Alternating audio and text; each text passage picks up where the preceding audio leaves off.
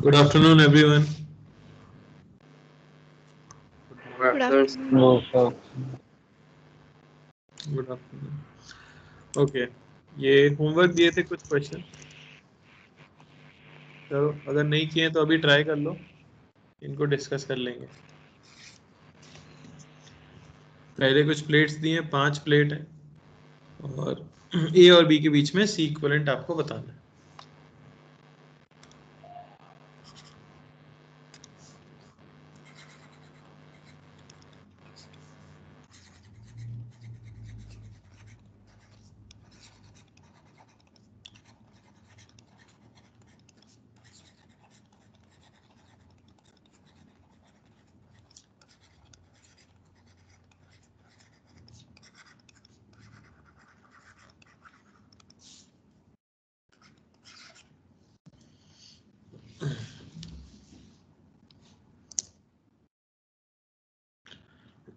पहला किसी का आंसर आया पहले पार्ट का?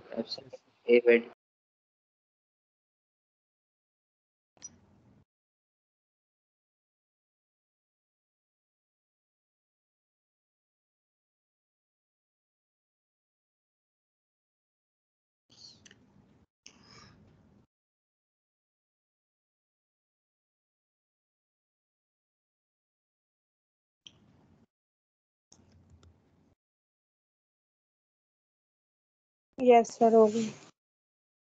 क्या आया? C not A by D.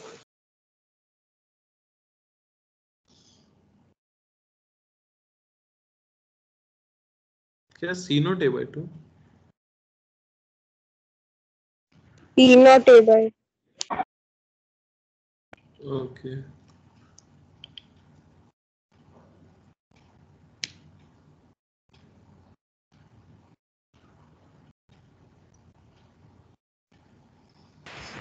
जो आना टेस्ट प्लेट है उसको क्या लेके चलेंगे? वही तो एक बार ट्राई करो, फिर मैं बताता हूँ, अपने आप हो जाए तो अच्छा है।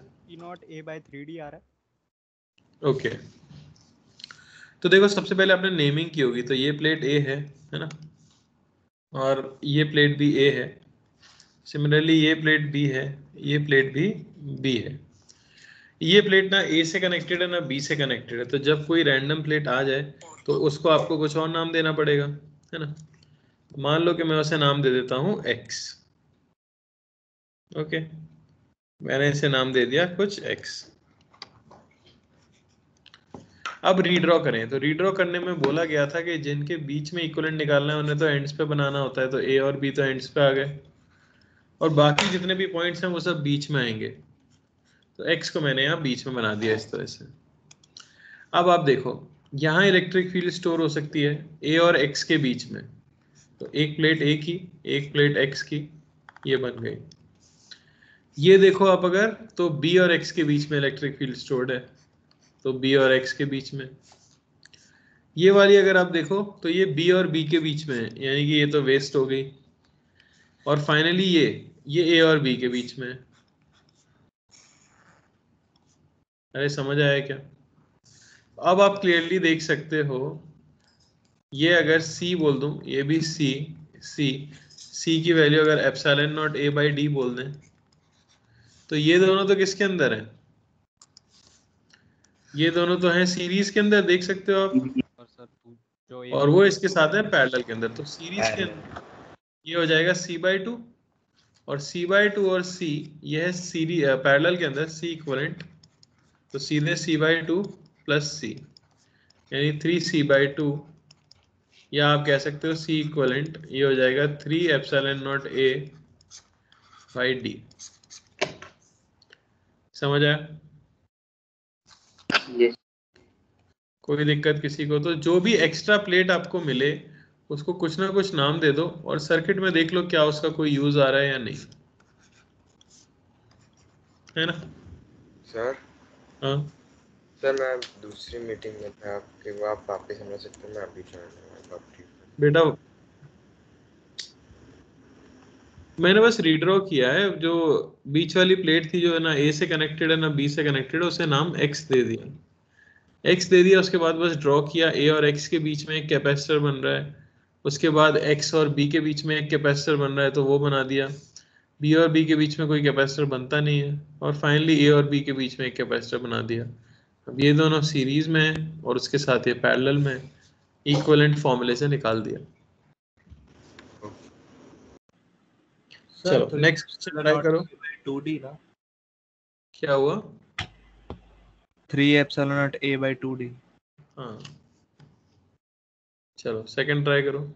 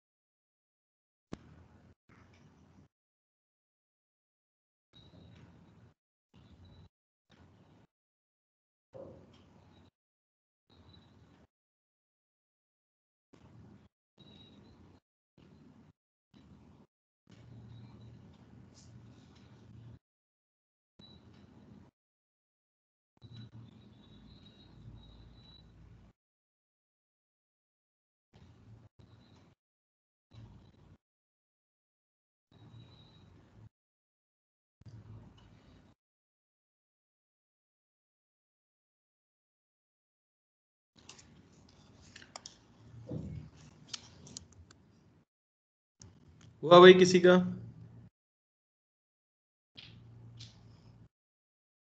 अरे इसमें एक गड़बड़ है। सर वो कनेक्टेड है, पोटेंशियल डिफरेंस ही कैसे क्रिएट होगा? ए और बी पॉइंट्स कनेक्टेड है तो इसे,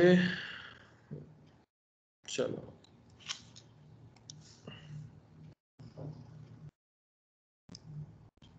ये कर लो।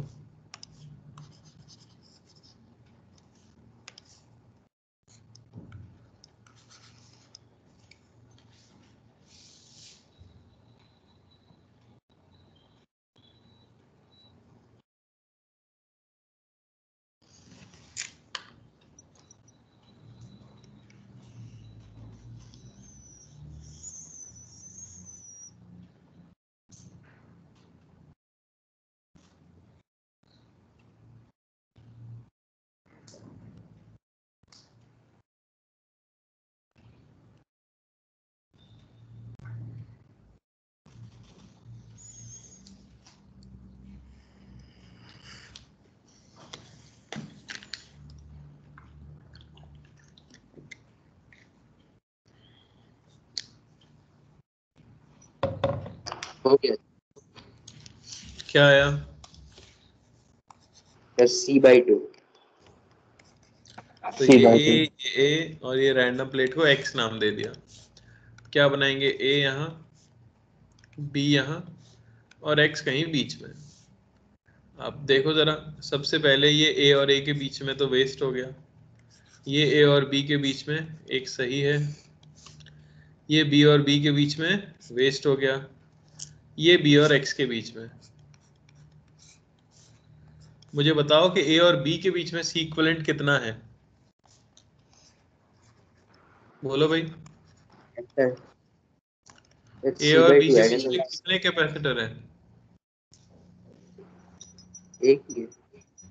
अरे 1। एक ही, तो सी तो आंसर है। सर वो बाकी दूसरा वाला ये कहाँ कनेक्टेड है बेटा? ए से ये ए और एक बी के बीच में कैसे हुआ? इसे मैं अगर ड्रॉ करता तो ऐसे भी कर सकता था। ये आपका बी हो गया, ये आपका एक्स हो गया। अब आप इस कैपेसिटर को ए और बी के बीच में बोलोगे? हाँ सर, वो डायग्राम में तो a और b से अलग ही है। कहीं नहीं है, ना पैरेलल में ना सीरीज में, वो साइड में है, उसका कोई यूज नहीं है। समझ आया? आपको इक्विवेलेंट ए और बी के बीच में निकालना है तो वो कैपेसिटर्स ए और बी के बीच में होने तो चाहिए, है कि नहीं? यस क्लियर हुआ कि नहीं? Yes sir. यस। चलो थर्ड ट्राई करो।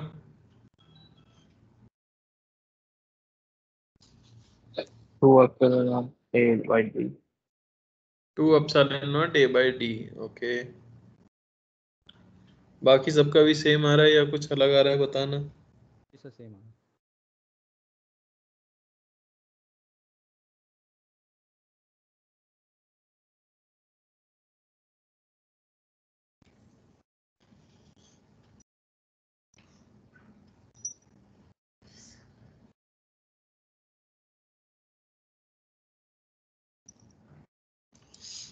तेजी से, टाइम वेस्ट नहीं करना है।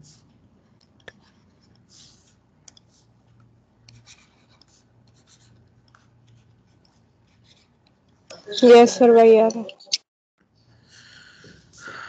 ये देखो, वही आ रहा A है। और B के बीच में, A और X के बीच में, तो X मुझे बना लेना चाहिए। A और X के बीच में, ये A और B के बीच में, सही है क्या? Yes yes. अच्छा, ये C है, ये C है, आपका कितना आ जाएगा C इक्वलेंट A और B 2C। के बीच में? वो 2C आ जाएगा, क्योंकि फिर से ये जो पूरी चीज है ये तो B से कनेक्टेड ही नहीं है ना कहीं से भी, तो सिर्फ ये हमारा आंसर है, तो ये आपका यूजलेस हो गया। तो 2C यानी कि 2 epsilon not A by D। ठीक है, तो रीड्रॉ करके देखना है, ध्यान देना है बस। ओके सर पूरे सिस्टम का पूछे तो उसको भी ऐड करना है। बेटा, सिस्टम के बीच में नहीं होता है कैपेसिटेंस, पॉइंट्स के बीच में होता है ना। तो अगर X और B के बीच में पूछा जाता तो इनको ऐड करते, A और B के बीच में पूछा है तो नहीं ऐड करेंगे। चलो फोर्थ ट्राई करो।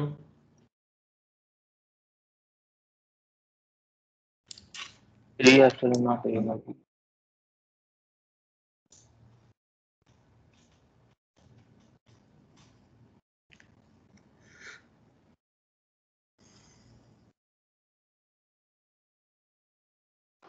सर यहाँ पे भी अगर हम लोग जो तीसरी प्लेट जैसे नाम नहीं दिया उसे मान लेंगे तो दोनों में कॉमन आ जाएगा। नहीं, दोनों को सेम नाम नहीं दे सकते ना। जैसे इसको मैं A बोलूंगा, ये प्लेट भी A होगी, ये प्लेट भी A होगी, ये B है, ये B है, ये X है, तो इसको X नहीं बोल सकते, इसको Y नाम देना पड़ेगा, क्योंकि दोनों कनेक्टेड थोड़ी है।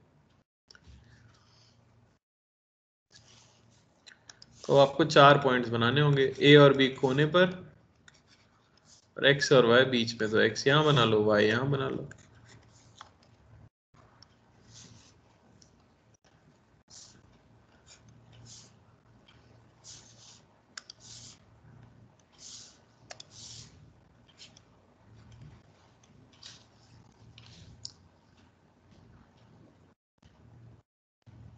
Sir 3C।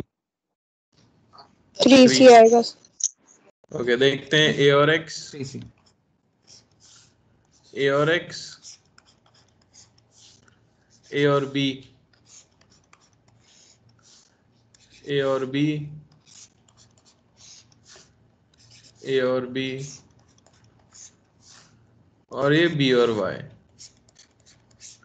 क्लियरली दिख रहा है ये हमारा वेस्ट हो रहा है, ये भी हमारा वेस्ट हो रहा है। सिर्फ क्या बचे ये तीनों, तो C इक्वलेंट A और B के बीच में ये आ जाएगा 3C, यानी कि 3 epsilon not A by D।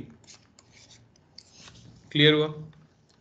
कैसा भी शेप आपको दिया जा सकता है, कोई भी अरेंजमेंट हो सकता है, आपको बस प्लेट्स को नाम देना है और रीड्रॉ करना है, उससे C इक्वलेंट निकल जाएगा।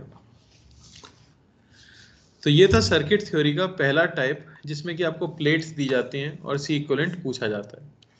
दूसरा टाइप आता है क्वेश्चंस का, जो कि बेस्ड होता है पॉइंट मेथड पर। अब क्वेश्चन में लिखना नहीं रहेगा कि किस मेथड से सॉल्व करना है, आपको अप्लाई कर करके देखना है। सबसे पहली अप्रोच किसी भी C इक्वलेंट के क्वेश्चन में हम पॉइंट मेथड की ही रखते हैं। ये काम नहीं करे तो फिर नेक्स्ट पे जाते हैं, वो काम नहीं करे तो उसके नेक्स्ट पे जाते हैं, ठीक है ना। सबसे पहले देख लेते हैं पॉइंट मेथड होता क्या है। तो मान लो कि आपको इस तरह से दिया गया है,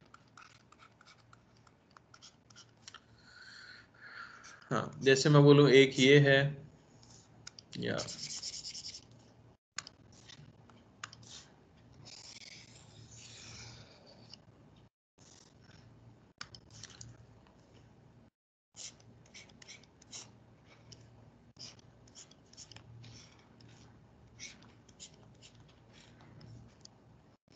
ठीक है, कोई बोलता है कि ये पॉइंट ए है और यहाँ आपका पॉइंट बी है, आपको सी इक्विवेलेंट बताना है between A and B. Okay,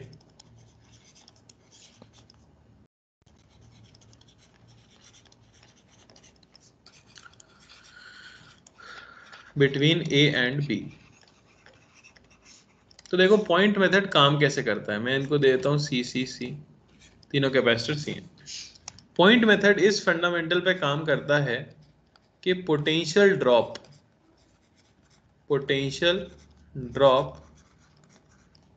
across a conducting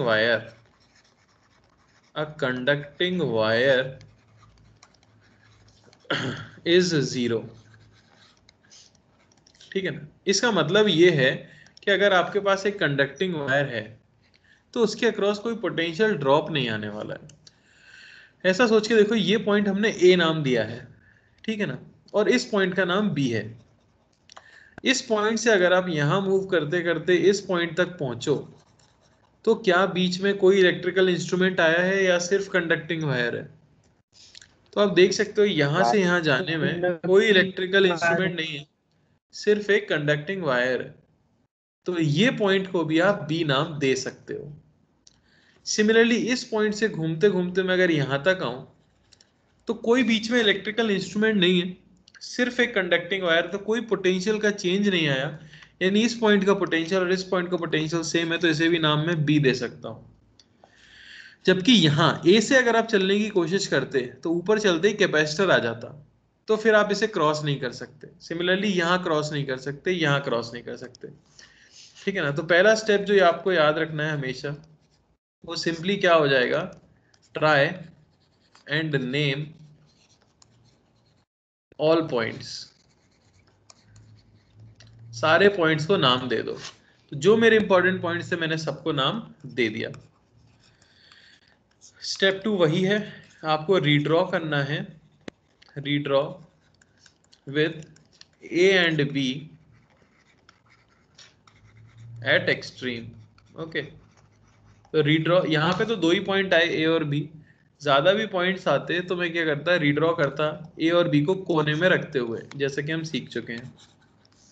ठीक है ना, तो अगर आप रीड्रॉ करते हो तो ध्यान से देखो, ये जो कैपेसिटर है ये ए और बी के बीच में है, तो आपने बना दिया। ये जो कैपेसिटर है ये भी ए और बी के बीच में है, तो इसे भी बना दिया।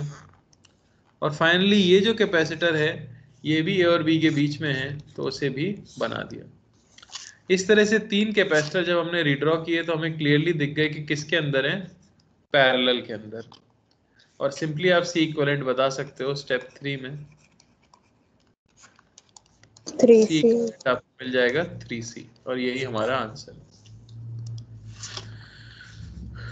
क्या हर क्वेश्चन पॉइंट मेथड से हो जाएगा? नहीं, ऑब्वियसली कुछ क्वेश्चंस होंगे जो कि पॉइंट मेथड से नहीं हो पाएंगे, उन्हें कैसे करेंगे वो हम सीखेंगे, पर अभी बस आपको याद क्या रखना है, पहली अप्रोच आपके दिमाग में होनी चाहिए पॉइंट मेथड। किसी को कोई डाउट इसके अंदर? No sir. चलो, तो क्वेश्चन है find C equivalent between A and B. कोई आंसर मत बोलना, मैं पूछ लूंगा। ओके,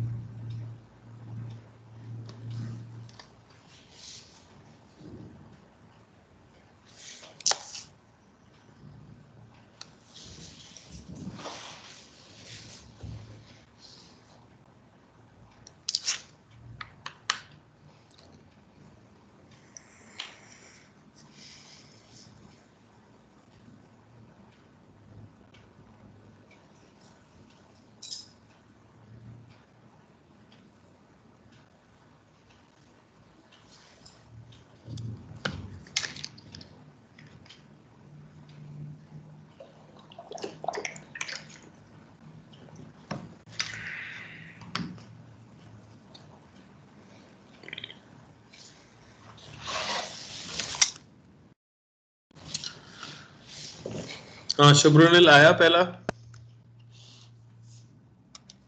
जो सर 3C आया। 3C सब एग्री कर रहे हैं या कुछ और आया है बताओ। सर सही सी आ है। रहा है। 3C है। यस सर भाई। ठीक है तो ये पॉइंट ए है, यहाँ से चल के जाएंगे तो ये पॉइंट भी क्या मिल जाएगा ए। सिमिलरली ये पॉइंट बी है, ऐसे चल के जाओगे तो ये पॉइंट भी मिल जाएगा बी। सारे पॉइंट्स नेम हो चुके हैं ए और बी। अब अगर आप देखो तो ये कैपेसिटर ए और बी के बीच में है, ये कैपेसिटर ए और बी के बीच में है, और फाइनली ये कैपेसिटर भी ए और बी के बीच में है। तीनों पैरेलल में, सी इक्विवेलेंट हमें मिल जाता है 3C।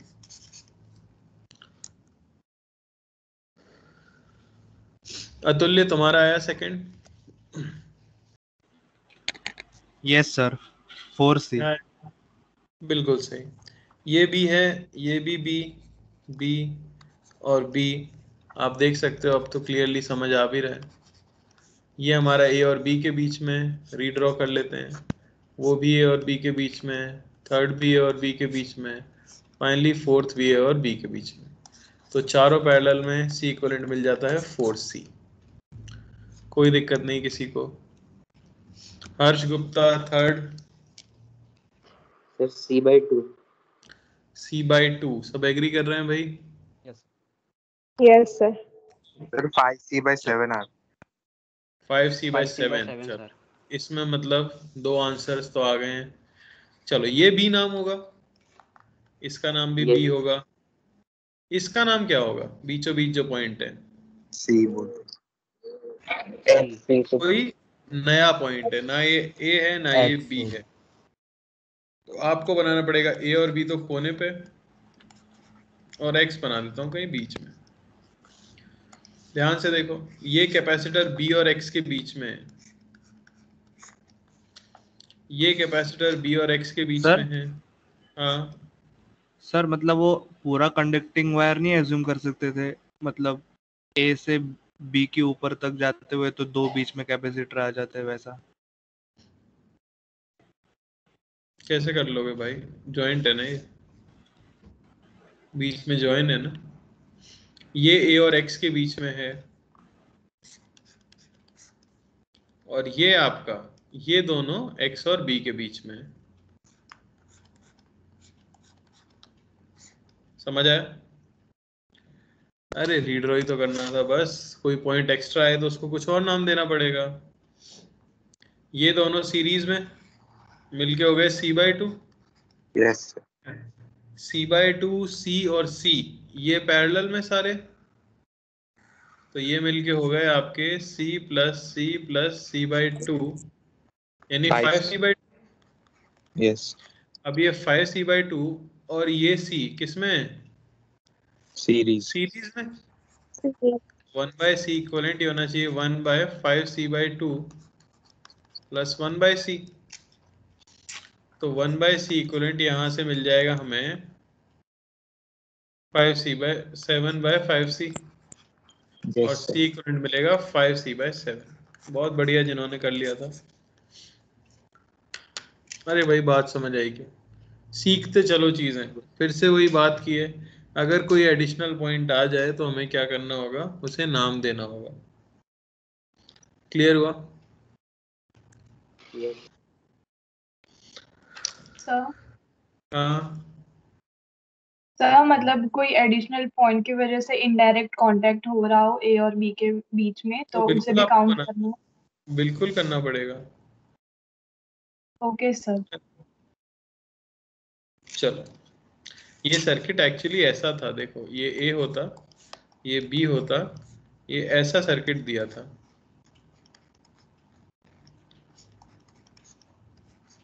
तो क्या आप काउंट नहीं करते उसको, बताओ? ए और बी के बीच में यही तो है जो मैंने बना थोड़ा सा टेढ़ा दिया है, बाकी है तो यही, ये पॉइंट आपका एक्स है कि नहीं? नीचे हमें दो आएंगे थोड़ा ना सा, यस सर। क्या नहीं समझ आया? आ गया सर। हाँ ठीक है ना।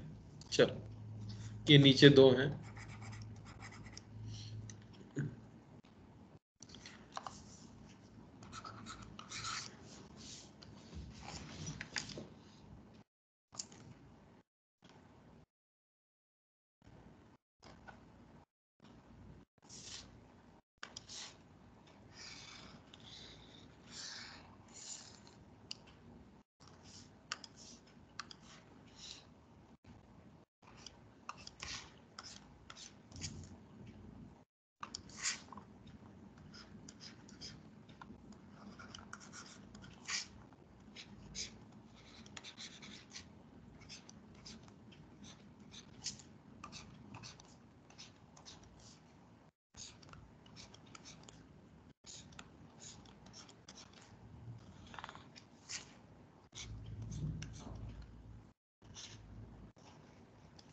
इसका मतलब समझते हैं सब जो मैंने अभी जस्ट किया?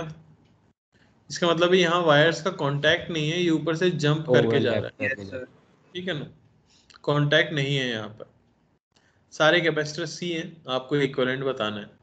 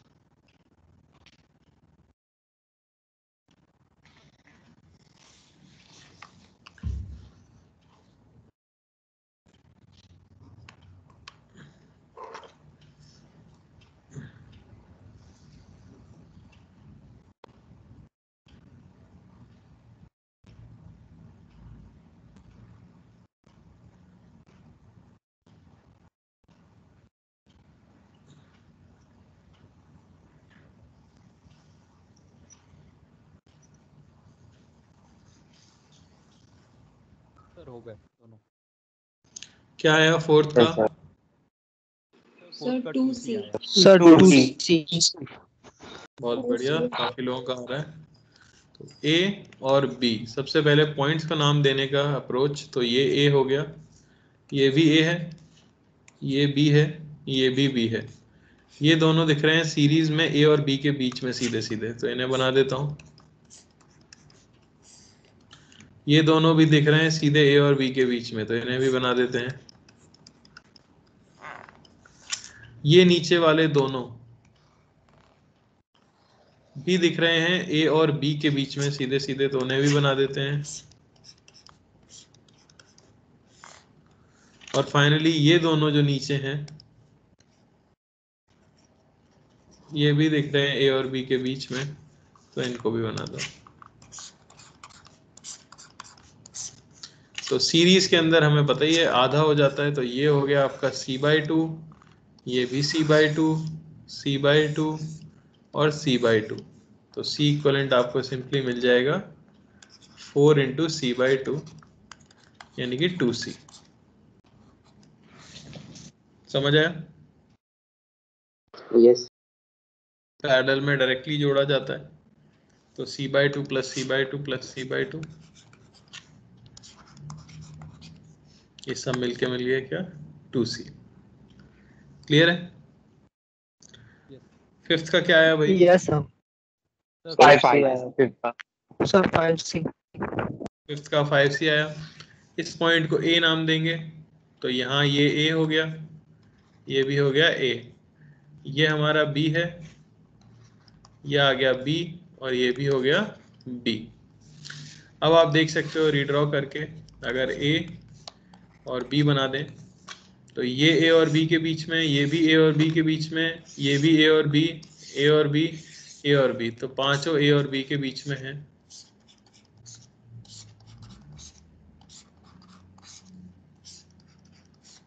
तो C इक्विवेलेंट मिल गया आपको कितना? 5C।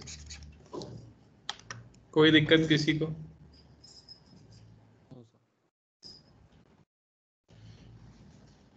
बोलो भाई। नहीं सर। No sir. No sir. ठीक है, तो इस तरह से पॉइंट मेथड के क्वेश्चंस होंगे। अब क्वेश्चंस तो कितने भी हो सकते हैं, ठीक है, कोई लिमिट नहीं है कितने कराए जाएं उसकी। आपको करना क्या होगा, हमेशा पॉइंट मेथड अप्रोच सबसे पहले दिमाग में लानी है और ट्राई करके देखना है कि क्या पॉइंट मेथड से सॉल्व हो सकता है या नहीं। ठीक है, और एक करना चाहते हो यस या समझ आ गया है? चलो एक और कर Yes, सकते sir. हैं।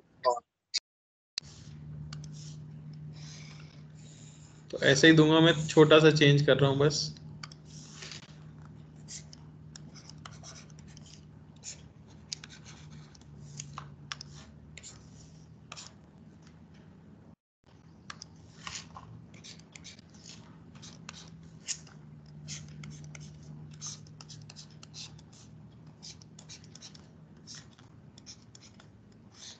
चलो बताओ इसका।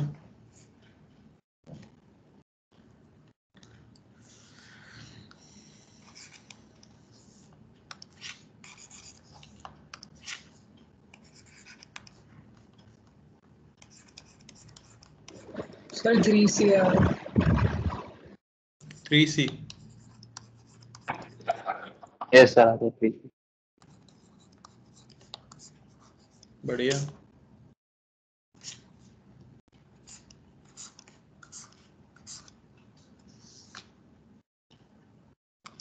Yes, sir. 3C आ रहा है। तो A B और B, यहाँ एक और एडिशनल पॉइंट आ गया है तो नाम देना पड़ जाएगा आपको X। तो A B X, ये देखो A और B के बीच में, ये भी है A और B के बीच में, तो दो तो हो गए A और B के बीच में। ये A और X, ये भी A और X, तो दो हो गए A और X के बीच में। ये X और B और ये भी X और B, तो दो हो गए X और B के बीच में। समझ आ रहा है? अब क्या करोगे देख सकते हो आप सीधे सीधे, ये किस में है? पैरेलल में, तो मिलके कितना हो गया? 2C। ये किस में है? पैरेलल में, तो मिलके कितना हो गया? 2C। अब ये पूरा सिस्टम मिलके किस में है? सीरीज में, तो 2C और 2C सीरीज में कितना हो गया? C। अब फाइनली आप देख सकते हो कि ये C, ये C और ये C तीनों किस में है? पैरेलल में, तो C इक्विवेलेंट क्या हो गया? 3C। अरे आए क्या समझ? किसी को भी डाउट है तो बोलो भाई। Yes, sir. ऐसा कैसे हो सकता है सबको समझ आ रहा है सब कुछ?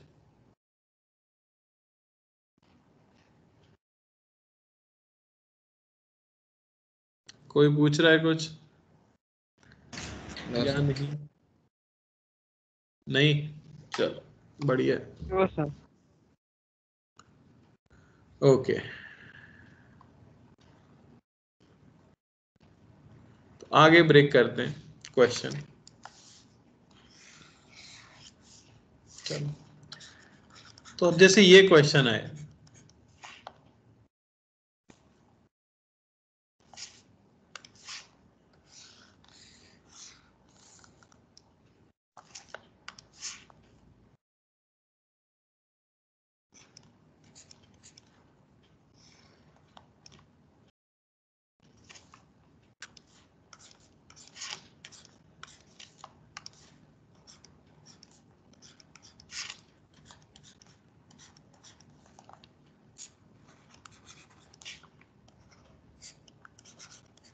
ठीक है, मान लो कि ये हमें दिया गया है C, ये है C, ये है C, ये है 2C और ये भी है C, और आपको बताना है C इक्विवेलेंट क्या है A और B के बीच में। तो क्या हम इसे पॉइंट मेथड से कर सकते हैं? सोच के देखो जरा, अप्रोच लगा के देखो, क्या पॉइंट मेथड से सॉल्व हो सकता है? नहीं सर, वो बीच के 2 पॉइंट को नेम नहीं करते। बिल्कुल सही। तो पॉइंट मेथड तब काम करता है जब आप नंबर ऑफ पॉइंट्स को रिड्यूस कर पाओ। जैसे अगर इनिशियल डायग्राम में 4 पॉइंट दिए हैं और आपने कुछ कॉमन पॉइंट्स निकाल के उन्हें 2 ही पॉइंट में कन्वर्ट कर लिया तो आंसर जल्दी आ जाएगा। 3 पॉइंट में कर लिया तो आ जाएगा।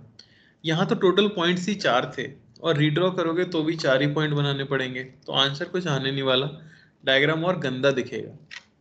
समझ आ रही है बात? तो ऐसे क्वेश्चंस करने के लिए, एक सेकेंड, यहाँ गड़बड़ कर दी जैसे ही।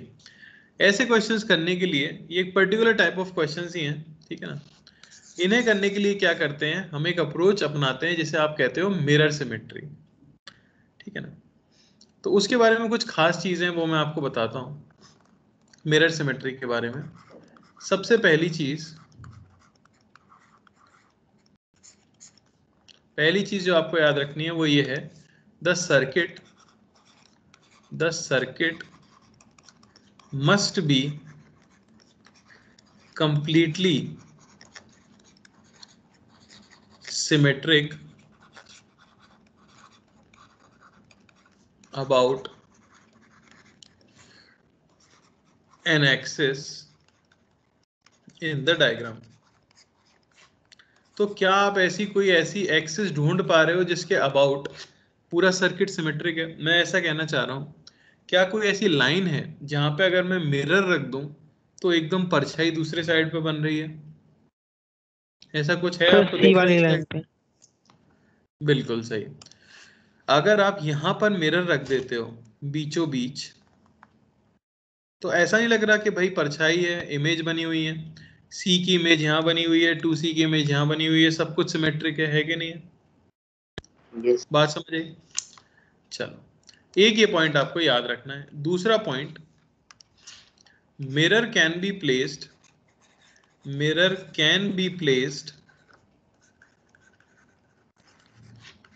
in the circuit only perpendicular to axis about which C equivalent is to be calculated। ये बहुत ही इंपॉर्टेंट पॉइंट है। कभी भी आपको लगे कि मिरर सिमेट्री से क्वेश्चन सॉल्व करने जा रहे हो और अपने डायग्राम में आप मिरर रखने वाले हो, जैसे कि मैंने अभी रखा है ब्राउन कलर की लाइन से, तो एक चीज का ध्यान हमेशा रखना है कि मिरर को आप हमेशा ऐसी एक्सिस के ऊपर रख सकते हो जो कि जिन पॉइंट्स के अबाउट आप सी इक्विवेलेंट निकाल रहे हो उस एक्सिस के परपेंडिकुलर हो। अगर आप देखो तो मैं ए और बी के अबाउट सी इक्विवेलेंट निकाल रहा हूं, तो ए और बी की एक्सिस ये वाली है और मैं मिरर रख रहा हूं इस तरह से, तो क्योंकि मिरर उससे परपेंडिकुलर में रख रहा हूं इसलिए काम कर जाएगा। बात समझ आई? अगर परपेंडिकुलर नहीं होता तो फिर हम इस तरह से मिरर नहीं रख सकते थे। तीसरी चीज, the junctions below the mirror break apart in such a way that charge through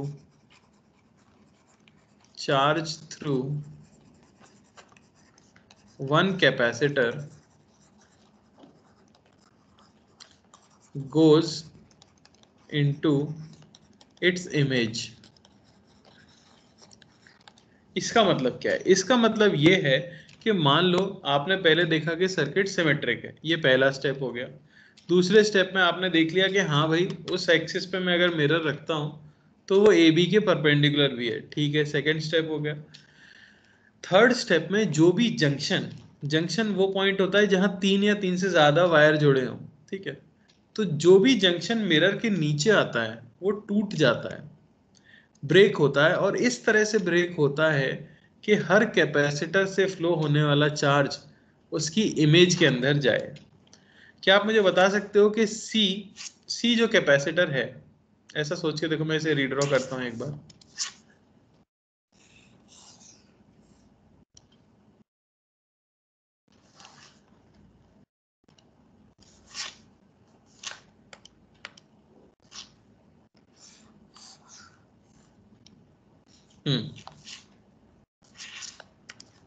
तो मैं इसे एक बार रीड्रॉ करता हूं।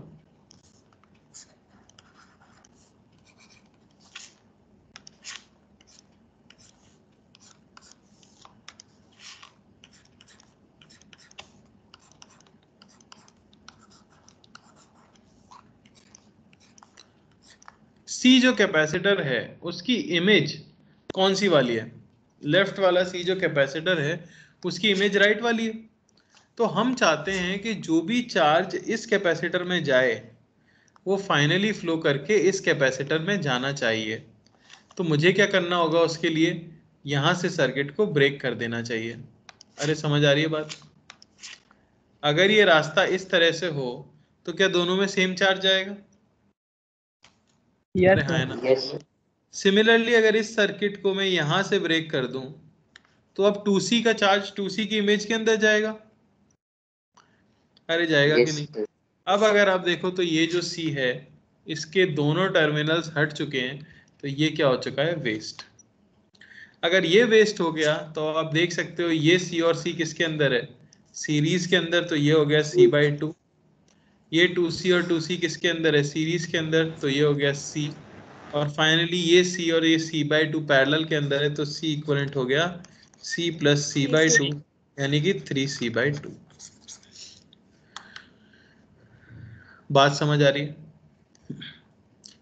इनमें से मैं कुछ भी चेंज कर दूं, अगर एक होता 2C और एक होता 3C, यहाँ पे मैं 3C लिख देता तो मिरर सिमेट्री से मैं इसे सॉल्व नहीं कर पाता। बात समझ आ रही है? ये चारों स्टेप फॉलो होने चाहिए उसके लिए। कोई दिक्कत किसी को? क्लियर है? नो। यस। यस। चलो आगे करें क्वेश्चन। यस। जैसे find C equivalent between A and B।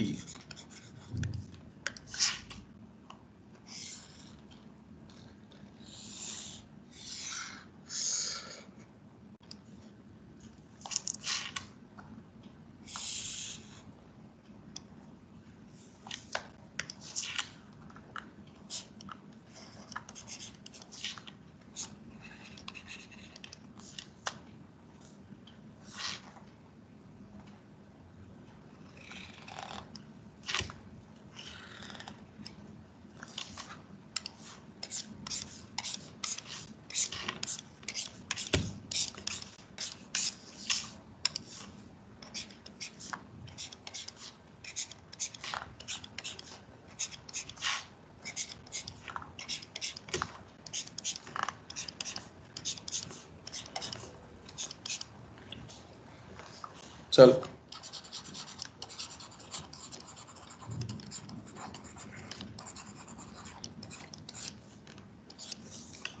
ठीक है, ये पहला है, ट्राई करो।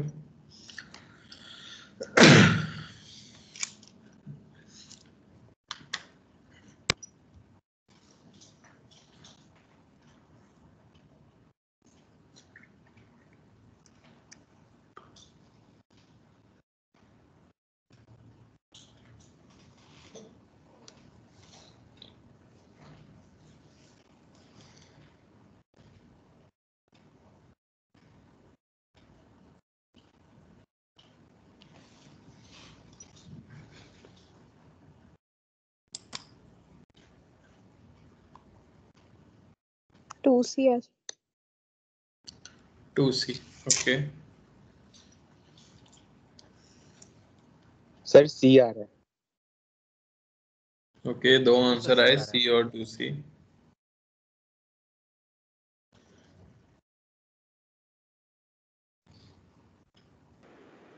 क्या आया? सी आ रहा है। C।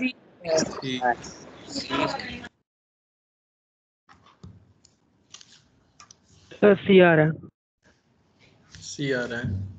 चलो तो मिरर कैसे रख सकते हैं? क्या मैं AB के अलोंग मिरर रख सकता हूँ?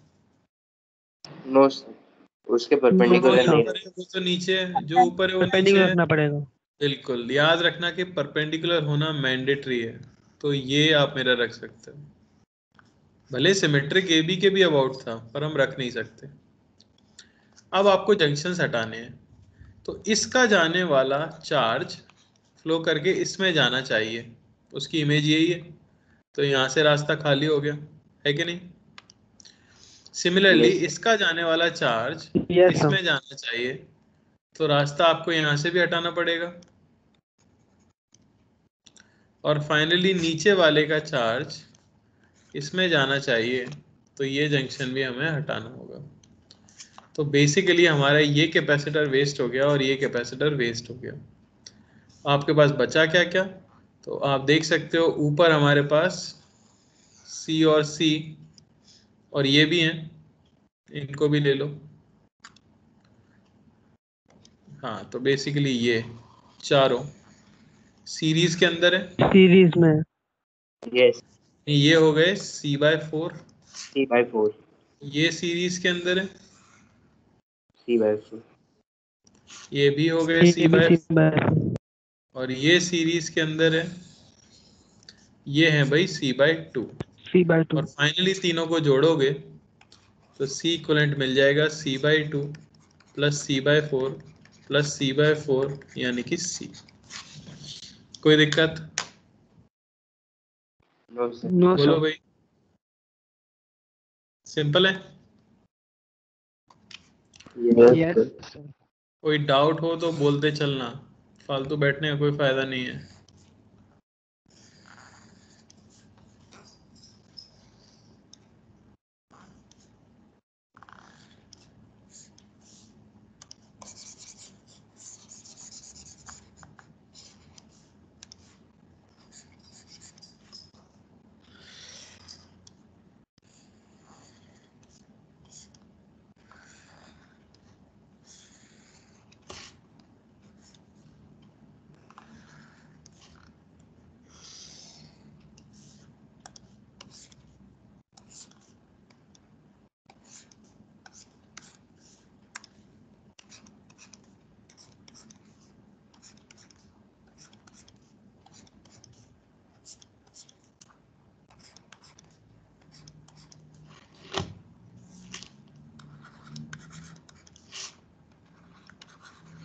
चलो थोड़ा सा बेटर कर देते हैं।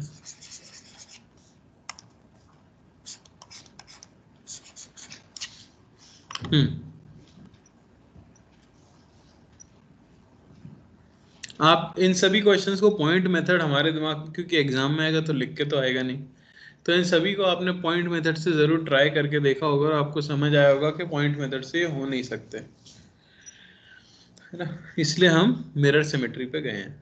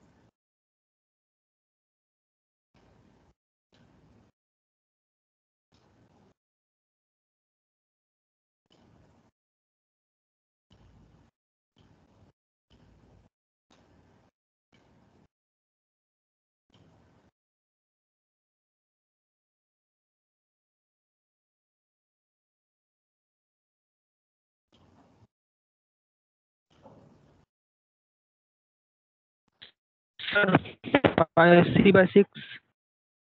5C/6, okay. और कोई जिसका सेम आया हो? हाँ सर यही आया। यस सर 5 6 बढ़िया।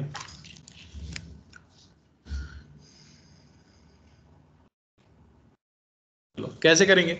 सबसे पहले तो आपको देखना है सिमेट्रिक ऐसी एक्सिस जो ए बी के परपेंडिकुलर हो, तो वो एक्सिस मुझे यही मिलती है यहां से, पर बीच में तो एक ही कैपेसिटर है, तो इसका क्या करें? तो ये याद रखना कि आप एक कैपेसिटर हो उसे ब्रेक करके दो बना सकते हो सीरीज में, है कि नहीं? या कुछ फर्क नहीं पड़ेगा, आप एक ही रख लो। वो जंक्शन तो है नहीं जो उसे ब्रेक करना हो, उसे ब्रेक तो आप करोगे नहीं ना। तो चलो मैं मिरर रखता हूं, ये मैंने मिरर रखा, ठीक है। जंक्शन कौन सा आया है आपके मिरर के नीचे? ये एक जंक्शन है जो हमारे मिरर के नीचे है। इसको अगर मैं नाम दे देता हूं C1 या C, तो इसकी इमेज कौन सी है? ये। यस। सिमिलरली इसको अगर नाम दे देते हैं C, तो इसकी इमेज कौन सी है? ये। बात समझ आ रही है? तो जो चार्ज इस वाले C से फ्लो करे वो सीधा फ्लो करके इसमें जाना चाहिए क्योंकि इसकी इमेज ये है, और जो इस वाले से फ्लो करे वो मुड़ के ऐसे जाना चाहिए। तो जंक्शन को मुझे ब्रेक कैसे कर देना होगा? मैं इस जंक्शन को बनाऊंगा, देखो कैसे।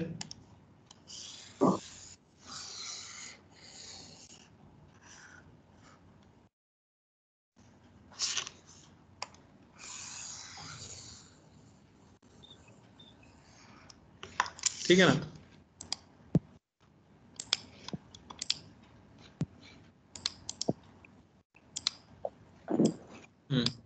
इस जंक्शन को मैं जो ब्रेक करूंगा वो कैसे कर दूंगा? कुछ इस तरह। यहां से आप इसे ब्रेक कर दो और इसको ज्वाइन कर दो ऐसे। क्लियर है कि नहीं?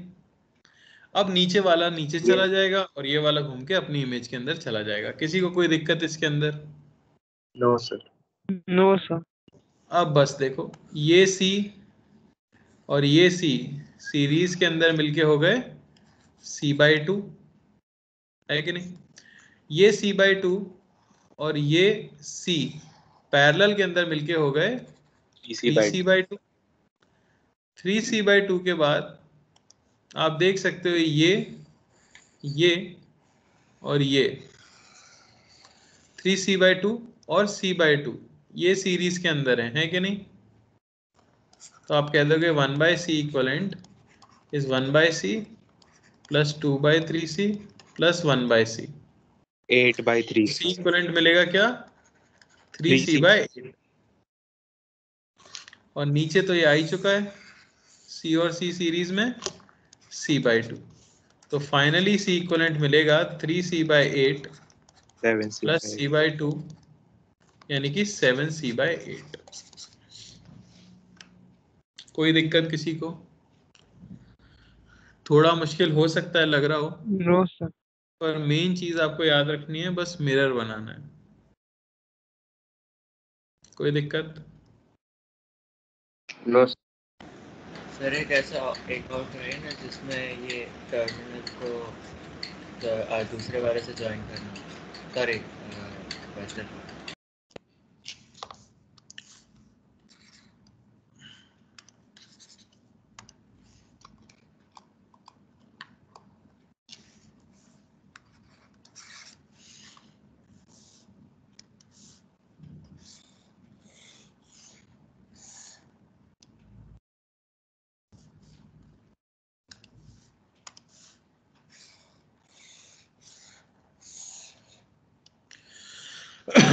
तो देखो, अब एक और ऐसा कर लेते हैं।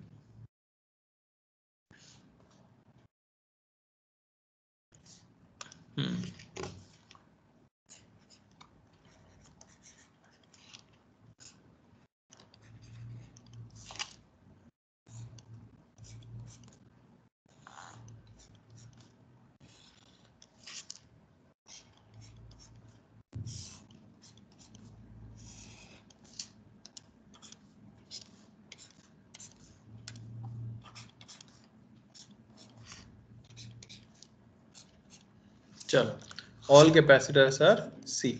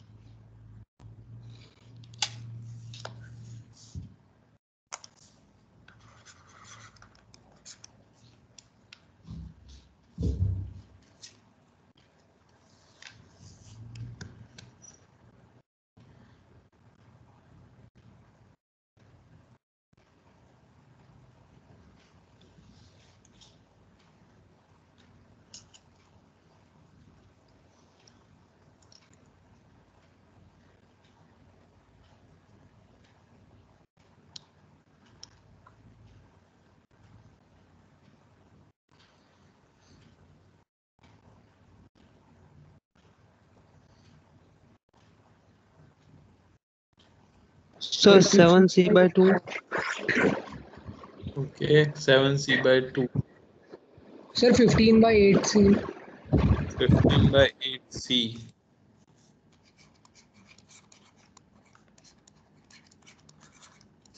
दो आंसर दिए गए हैं अभी तक। हम्म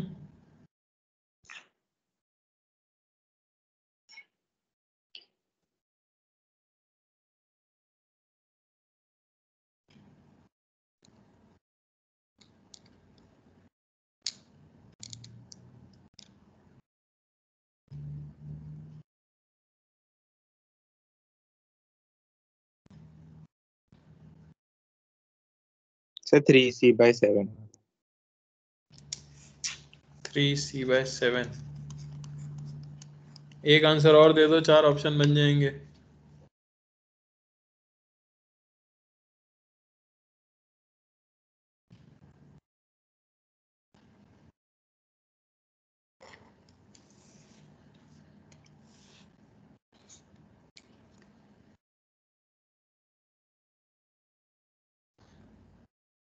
और कोई?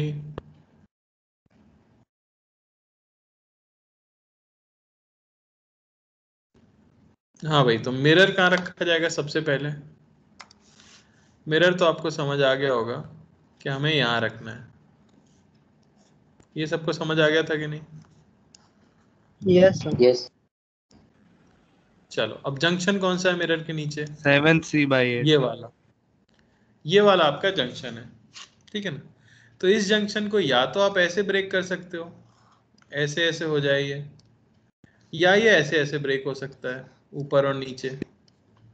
समझ आ रहा है कैसे ब्रेक होना चाहिए? यस एक सर। दूसरा सर वाला वायर्स टच ना हो वैसा वाला नहीं कर सकते? सेकंड वाला सर, सेकंड वाला सेकंड वाला ब्रेक। सेकंड वाला। बिल्कुल सही। तो सबको शायद समझ आ गई है ट्रिक। आपको क्या देखना था भाई, बड़ी सीधी सी बात है। इसकी इमेज ये है, तो इसका चार्ज फ्लो करके इसमें जाना चाहिए, यानी कि यहाँ रास्ता होना चाहिए। जब मैं जंक्शन को हटाऊं तो मैं इनको इस तरह से ज्वाइन करूं कि इसका चार्ज फ्लो करके इसके अंदर जाए, इसका चार्ज फ्लो करके इसके अंदर जाए। क्लियर है कि नहीं? तो जंक्शन इस तरह से ब्रेक होगा, ना कि इस तरह से, क्योंकि उसकी वजह अगर हम ऐसे ब्रेक कर देते तो इसका चार्ज इसमें Yes, चला sir. जाता, और ये इसकी इमेज नहीं है ना? तो दिक्कत हो जाती। अब बस आप इन्हें सॉल्व कर लो। ये आपका हो गया है c/2 के साथ c पैरेलल में, यानी कि 3c/2 नीचे बन गया है, और ऊपर अगर आप देखो c/2 प्लस ये मिलके ये फिर से 3c/2 हो गया। 3c/2 के बाद ये c/2 सीरीज में और है ना? और फाइनली पैरेलल। ये कितना हो गया? 3c/2 plus c/2। सर वो सीरीज में 3c/8 है ना? Yes sir, Yes. 3c/8। 3c/8, तो c इक्वलेंट हमें मिल जाएगा कितना? 3c/8 plus 3c/2 15c/8। तो ऑप्शन नंबर बी सही था जिन्होंने भी दिया था आंसर।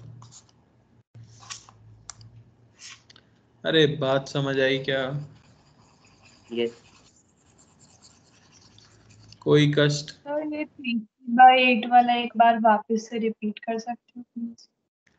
वो तो बेटा कैलकुलेशन है, चलो कर देता हूँ।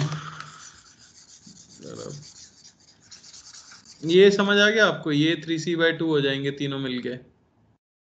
हाँ सर। ये c/2 और c/2 प्लस c पैरेलल में 3c/2। अब ये c, ये 3c/2 और ये c किसके अंदर है? बोलो तो बेटा। ओके सर, समझ आ गया। 1/c इक्वलेंट ये 1/c plus 1/3c/2 plus 1/c मिलके 3c/8 हो जाता है। वो कैलकुलेशन फास्ट हो जाती है अपनी, ढेर सारे क्वेश्चन अगर आप करोगे तो जल्दी जल्दी सर होने लग जाता है। आपकी हाँ स्क्रीन में लैग हो रही है। सबके लिए लैग हो रही है क्या स्क्रीन? No sir. सबकी नहीं लैग हो रही भाई? क्या? हेलो? कुछ नहीं सर, रीजन हो रहा। हाँ, तुम्हारा नेट भी शायद खराब चल रहा है क्योंकि आवाज तुम्हारी अटक रही है। ओके, चलो। तो ये है जैसे कि हम मिरर सिमेट्री के क्वेश्चंस इस तरह से करते हैं। अब क्या होता है, मिरर सिमेट्री को कई बार कंबाइन कर लिया जाता है अगले टाइप के साथ भी, जिसे आप कहते हो फोल्डिंग सिमेट्री।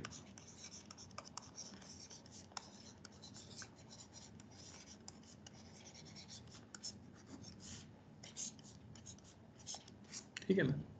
फोल्डिंग सिमेट्री के बारे में याद क्या रखना है कि circuit if symmetric about axis AB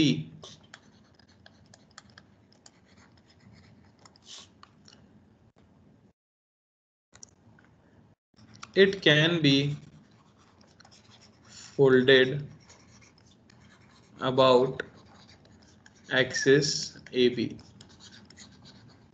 अगर हमारा सर्किट AB यानी जिसके अबाउट आप निकालना चाह रहे हो C इक्विवेलेंट, उसके अबाउट सिमेट्रिक है, तो उस सर्किट को आप फोल्ड कर सकते हो एक्सिस AB के अबाउट। समझ आए? एग्जांपल दूंगा तो ज्यादा क्लियर होगा। In doing so capacitors falling on their images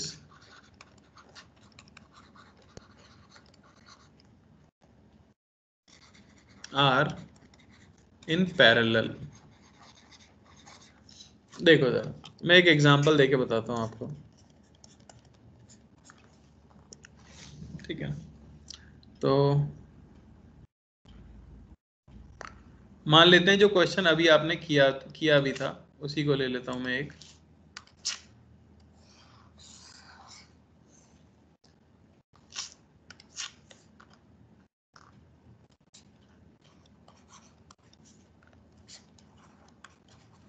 ठीक है, ये मान लो A और B है, और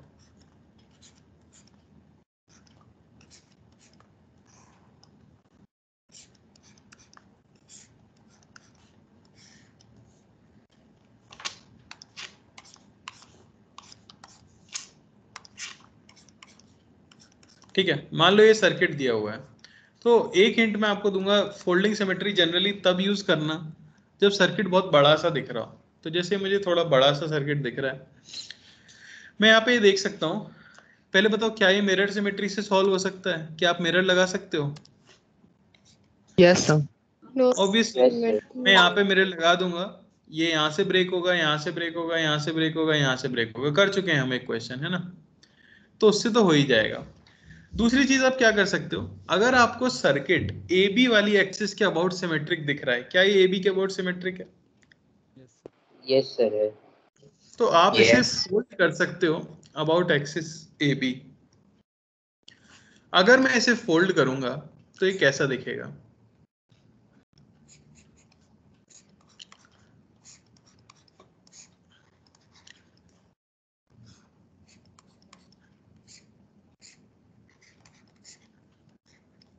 फोल्ड करने से ये कुछ ऐसा दिखने वाला है, ऊपर वाले सर्किट को नीचे वाले सर्किट के ऊपर गिरा दिया है कि नहीं? तो अब ऐसा बताओ कि इसकी इमेज कौन सी थी? इसकी इमेज थी ये। अगर AB पे मिरर रखते हैं, देख रहे हो ना, सिमेट्री अगर रखें, तो इसकी इमेज ये है। या मैं ये कह सकता हूं कि ये जो कैपेसिटर है, जिसको मैं 1 नंबर दे दूं, इसको अगर 1 नंबर दे दें, इसको अगर 3 नंबर दे दें, तो 1 फॉल्स ऑन 3। जैसे कपड़ा वपड़ा फोल्ड करते हैं ना, तो आपको समझ आ रहा है कि 1 आके 3 के ऊपर गिरेगा। तो इसका मतलब 1 और 3 पैरेलल में गए थे, तो C और C मिलके ये कितने हो गए होंगे? 2C।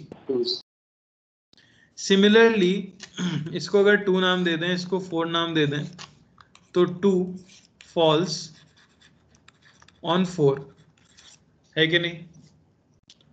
तो ये 2 Yes, और 4 पैरेलल में गए होंगे तो ये 2C हो गया होगा। सिमिलरली ये वाला इसके ऊपर जाके गिरा होगा तो ये भी 2C हो गया होगा। इसके ऊपर आके कोई गिरा है क्या? No sir. नहीं तो सर। ये क्या रह गया होगा? C, और ये भी क्या रह गया होगा? C।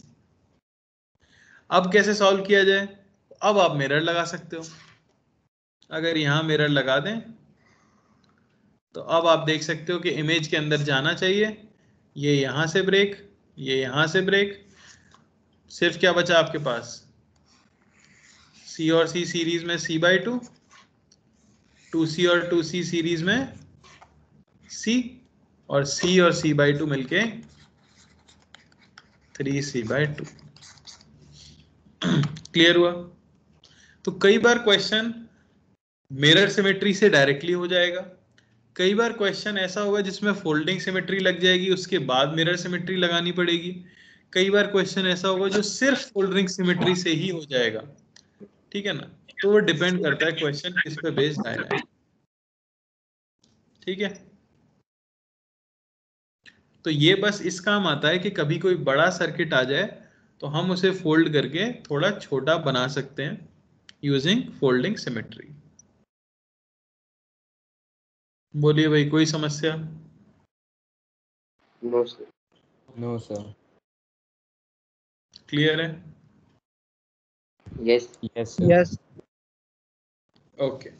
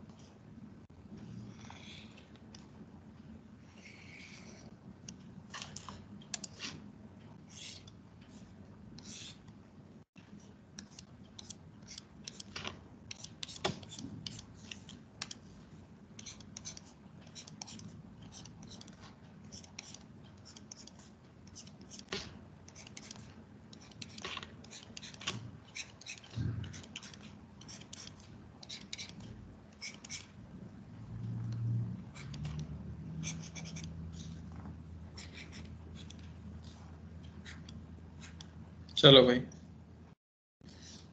कोई मिस तो नहीं हो गया?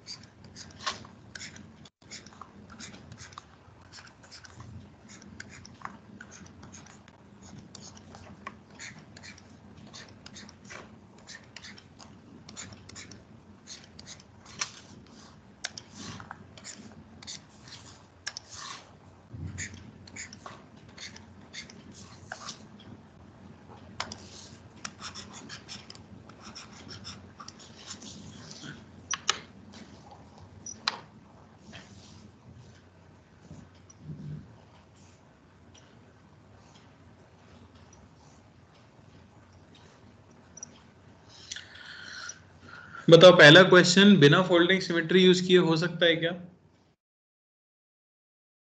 हाँ सर, मिरर से हो सकता है। हाँ बिल्कुल मिरर से हो जाएगा, पर फोल्डिंग यूज कर लोगे तो थोड़ा छोटा हो जाएगा सर्किट, है ना, फिर मिरर यूज कर सकते हैं।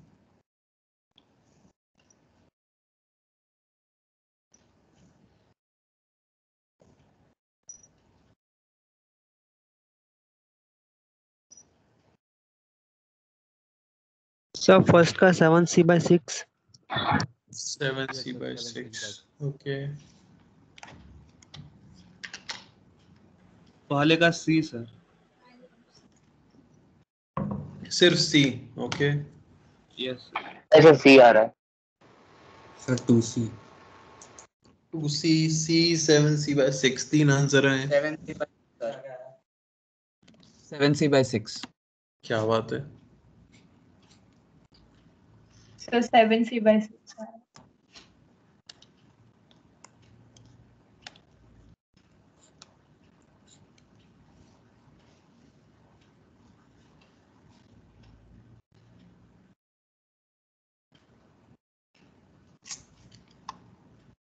तो फोल्ड किया क्या सबने? यस यस देखो ए और बी के अबाउट फोल्ड कर देते हैं पहले। तो फोल्ड करते ही आधा हो गया पहली चीज तो। ए बी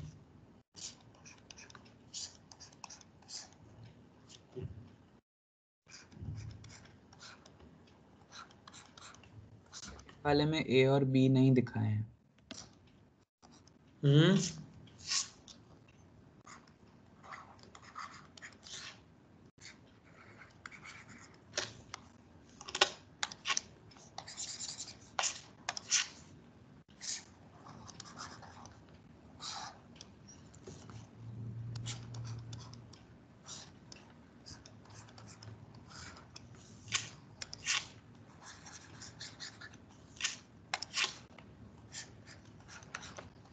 ये ऐसा दिखेगा फोल्ड करते ही।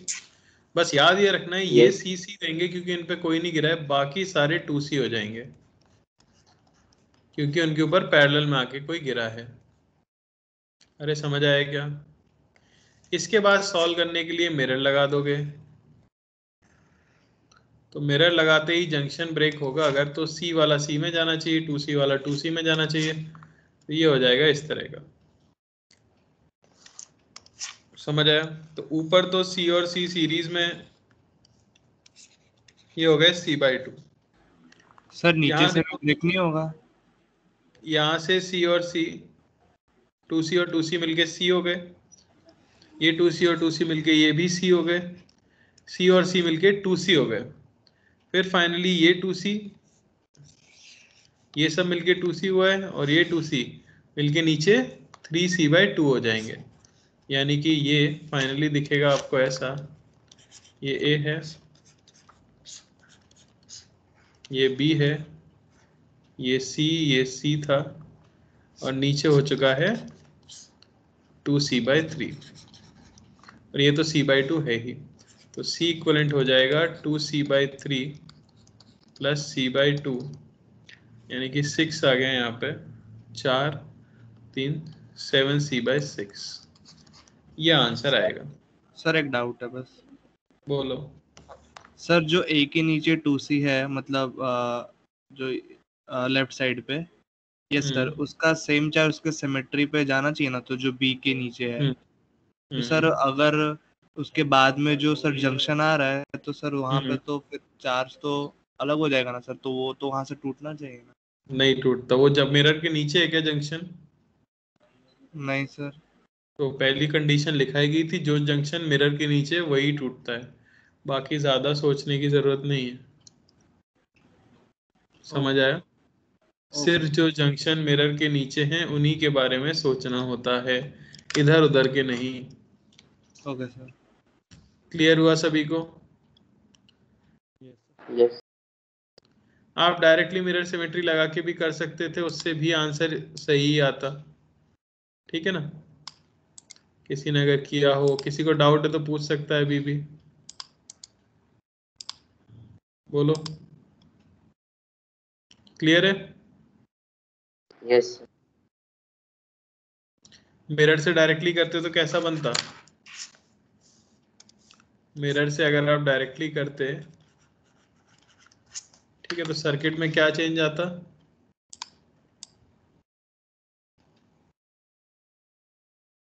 सर वो ऊपर और नीचे टूट जाता है वायर। हाँ, बस क्या चेंज आता है यहाँ पे, आपको जंक्शन ब्रेक करना पड़ जाता, बीच में आप मिरर लगाते वैसे ही, और ये इस तरह का हो जाता। ये फिर आप ऊपर वाले को ऊपर सॉल्व करते, नीचे वाले को नीचे सॉल्व करते, 3 ब्रांचेस फाइनली आती, उन्हें सॉल्व कर सकते थे। क्लियर हुआ? चलो, आज का ये लास्ट क्वेश्चन ट्राई करो। क्या ये मिरर सिमेट्री से हो सकता है? बोलिए। Yes sir. Yes sir. कौन से? नहीं नहीं नो सर। हाँ, तो यही गलती करती है दुनिया, इसीलिए मैंने पूछा। इसके अंदर हम नहीं अप्लाई कर सकते, कैन नॉट अप्लाई मिरर, क्योंकि mirror must be perpendicular to axis A B. अरे याद है कि नहीं? तो ए बी से परपेंडिकुलर तो ये वाली एक्सिस होगी, इसके अबाउट तो सिमेट्रिक ही नहीं है सर्किट। देखो, जैसा ऊपर है वैसा नीचे थोड़ी है, क्योंकि ए बी एक्सिस वर्टिकल है, तो किसी भी हॉरिजॉन्टल एक्सिस के अबाउट ये सिमेट्रिक नहीं है। और वर्टिकल आप ए बी के अलोंग मिरर रख नहीं सकते, और ए बी के अलोंग क्या ये सिमेट्रिक है? सर 7C है इसमें। क्या कह रहे हो? आंसर बता रहे हो? हाँ, ए बी के अबाउट सिमेट्रिक है, तो क्या हम फोल्डिंग सिमेट्री यूज कर सकते हैं? हाँ, क्योंकि ए बी के अबाउट सिमेट्रिक हो तो उसके अबाउट फोल्ड तो किया जा सकता है ना। बताओ जरा क्या आता है? Sir C/2। C/2 एक आंसर मुझे दिया जा रहा है, और क्या आंसर दिया गया था? 7C/2। बढ़िया। खाली 7C। बेटा आपका नेट नहीं चल रहा है, या तो मुझे सुनाई नहीं दे रहा है।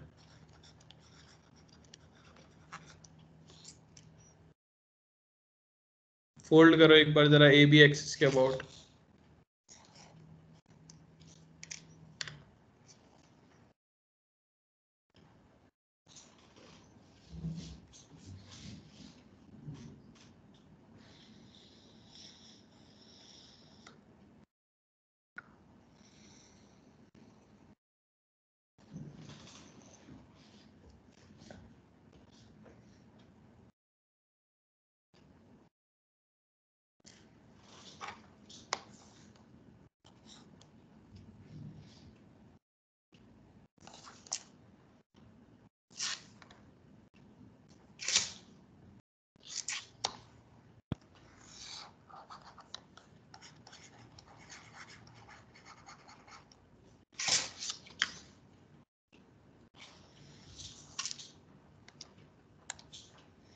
फोल्ड करने के बाद कैसा दिखेगा? आधा तो गायब कर देता हूं।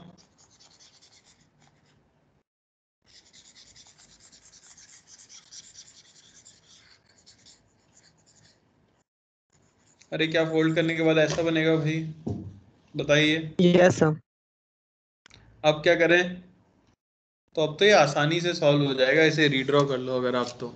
अब में 2C खाली एक C होगा। देखो, ए और बी को कोने पे बना लूं अगर, ए और बी को, तो देखो इसे नाम दे देते हैं, कुछ बीच वाला पॉइंट है एक्स, है ना, तो एक्स नाम दे दो। ये देखो, बी और एक्स के बीच में एक कैपेसिटर है, सर और C ये है। बी और एक्स के बीच में, देख रहे हो? क्या कह रहे हो? सी से 2 कैपेसिटर। सी क्या आंसर? हाँ सर, C/2 नहीं, C। अच्छा, ओके। मैं यहाँ पे रीड्रॉ कर रहा हूँ, वैसे यहाँ से भी कुछ लोग डायरेक्टली सॉल्व कर लेंगे, ठीक है ना। मैंने बस क्या किया, नाम दे दिया पॉइंट्स को, एक्स दे दिया इसे, और वाई दे देता हूँ इसे नाम, तो 2 पॉइंट आ गए बीच में। तो ए बी, यहाँ रख दो, ए के पास में है y, बी के पास में है x। देखो बी और x के बीच में हम बना ही रहे थे, और बी और x के बीच में सीरीज में दो कैपेसिटर हैं, समझ आया? फिर x और y के बीच में एक है, फिर x और y के बीच में सीरीज में दो कैपेसिटर हैं, ये सीरीज में ही तो है। फिर देखो y से नीचे जाता हुआ हवा में एक है, और a के पास जाता हुआ एक है, तो a के पास जाता हुआ एक और एक हवा में जाता हुआ। तो ये जो हवा में जाता हुआ ये तो वेस्ट हो गया सीधे सीधे, है कि नहीं? इसका तो कोई यूज है नहीं, सेंसलेस है, तो उसे ड्रॉ करके भी फायदा नहीं है।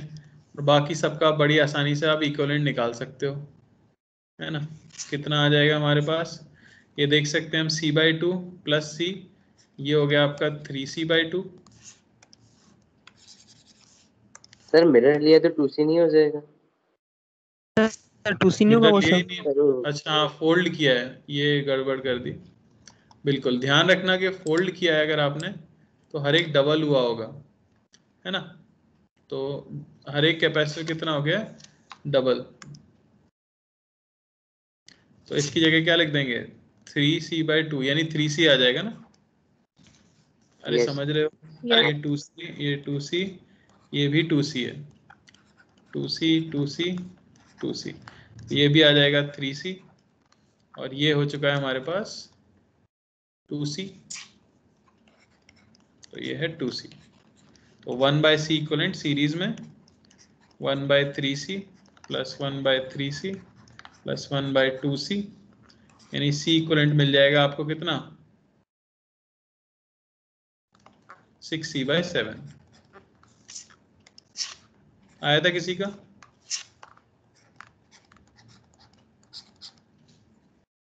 Yes sir. क्यों भाई, 6c/7।